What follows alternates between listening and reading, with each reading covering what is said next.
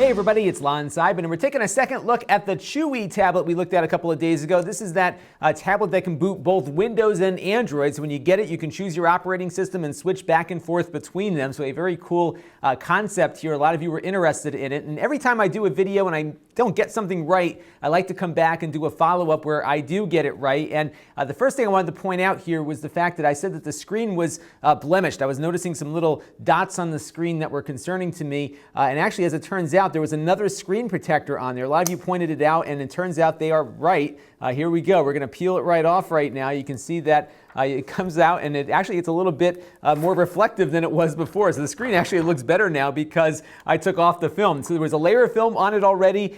Then I thought that was it, but apparently there was another layer of film right here, so that got rid of the blemish that I was talking about. And it's also very susceptible to fingerprints still, so you're definitely going to have the same kind of experience we had with the film on, but now it is off. And Kirk Batzer had a good question as to whether or not you could share files between the two operating systems that are installed on this device. And the answer to that question is not on the internal storage. So there is a 10 gigabyte partition here, which is where I believe the Android component of this device lives, but it is not readable on Windows, and likewise the NTFS partition right there is not readable on the Android side. And look at all these partitions on here. This is a very complex little internal disk on here, but there is a way around it. What you could do is take an SD card, a micro SD card, and just pop it into the side of the tablet here, and then that would be readable on both operating systems, provided you leave it in a format that both can read. So if you buy a card at the store and take it out of the box, more than likely that will work on both sides of the operating system. I think VFAT and FAT are the two that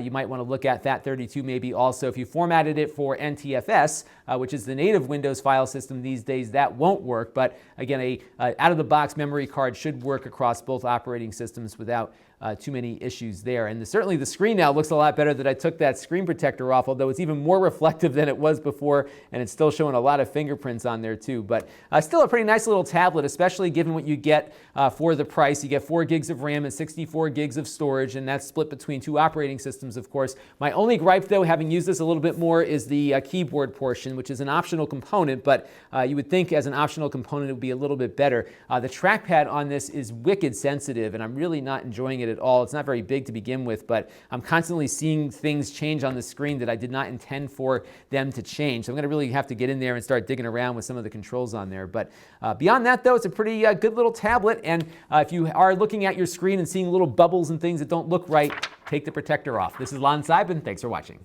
This channel is brought to you by my Patreon supporters. If you want to help the channel, you can by contributing as little as $1 a month. Head over to Lon.TV/Patreon to learn more. And don't forget to subscribe. Visit Lon.TV/S.